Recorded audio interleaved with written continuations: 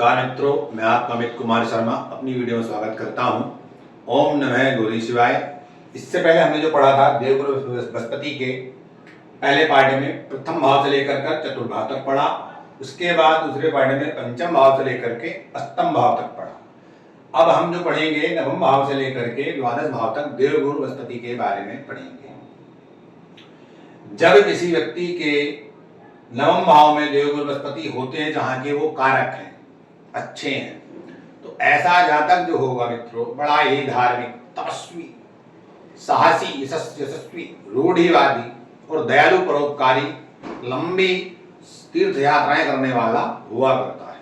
मित्रों, ऐसा जातक राज्य अधिकार प्राप्त करने वाला, ऐसा जातक पुत्र संतान से युक्त, विनम्र, बड़ा ही विनम्र होता है।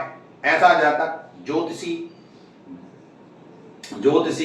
एवं देवताओं का भक्त, ब्राह्मणों का भक्त, दार्शनिक प्रकाशक हुआ करता है। ऐसा जातक अध्यापक, वकील या महंत हुआ करता है, साधु संत महात्माओं में।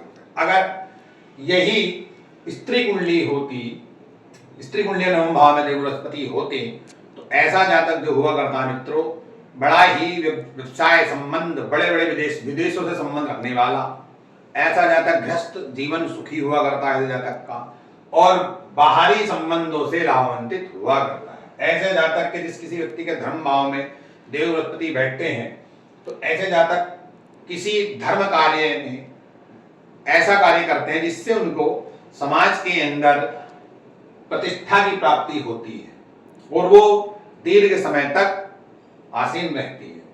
देव बृहस्पति, अब हम दसम भाव में चलेंगे। दसम भाव में हालांकि ये नीच के हैं, लेकिन हमारा यहाँ प्रश्न केवल नीच का नहीं है। हम केवल देवगुरु बृहस्पति को 12 भाव में पढ़ रहे हैं कि 12 भाव में अगर बैठे हैं तो वो क्या क्या फल देंगे। दसम भाव में जब देव बृहस्पति होते हैं तो मित्रों ऐसा जातक सदाचारी, असाधारण कार्य करने वाला, धनवान,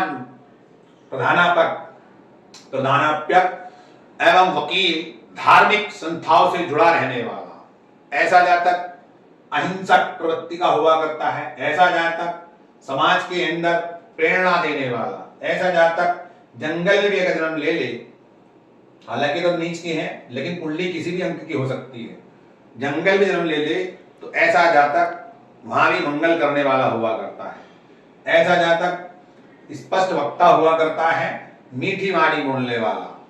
एकादश भाव में जब देव बृहस्पति होते हैं तो ऐसे जातक को जीवन में लाभ बहुत हुआ करता है, बड़े पद पर आसीन रहता है, राजनीति में, पॉलिटिक्स में विशेषकर लाभ लेने वाला, रुचि रखने वाला। ऐसा जातक मधुर भाषणी, मीठी भाषा बोलने के साथ साथ अपनी और लोगों को आकर्षित करने वाला।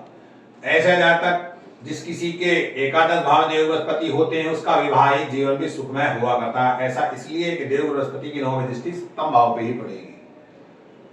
जब देव बृहस्पति 12वें भाव में हुआ करते हैं तो ऐसा जातक जो हुआ करता है विदेश में रहने वाला। ऐसा इसलिए कि नवम भाव के मालिक होकर खुद अपने घर के अंदर बैठे हुए हैं तो विदेश घर है, खर्च का तो घर, अगर ऐसा जातक खर्च भी करेगा तो बड़ा सोच समझ करके अच्छे कार्यों में खर्च करेगा, चाहे वो पहनने ओढ़ने से संबंधित काम हो, चाहे वो धार्मिक कार्य हो। ऐसा जातक भूमि से संबंधित लाभ करेगा, अगर खर्च भी करेगा तो मतलब ऐसा जातक जो हुआ करता है कभी भी किसी प्रकार का अपव्यय नहीं करता है। ऐसा जातक बड़ा ही परोपकारी, लेकिन कभी कभी पथ भ्रष्ट होने के कारण ऐसा जातक जो हुआ करता है, जो मोक्ष का घर भी है, तो वो अपने पद से पदभ्रष्ट हो जाता है, जिस कारण से अपयश की प्राप्ति हुआ करती है। ऐसा इसलिए कि 4th हाउस, 8th हाउस और 12th हाउस ये मोक्ष के घर है। ऐसा जातक जीते जी साक्षात मोक्ष की प्राप्ति कर लेता है, लेकिन मोक्ष प्राप्ति ऐसा नहीं हुआ करती। मोक्ष प्राप्ति ऐसे हुआ करती है जैसे कि जीते जी व्यक्ति ने भगवान की अपनी आत्मा, अपने मन को जिसने स्थिर कर लिया, ऐसा जातक वो मोक्ष की प्राप्ति कर लेता है।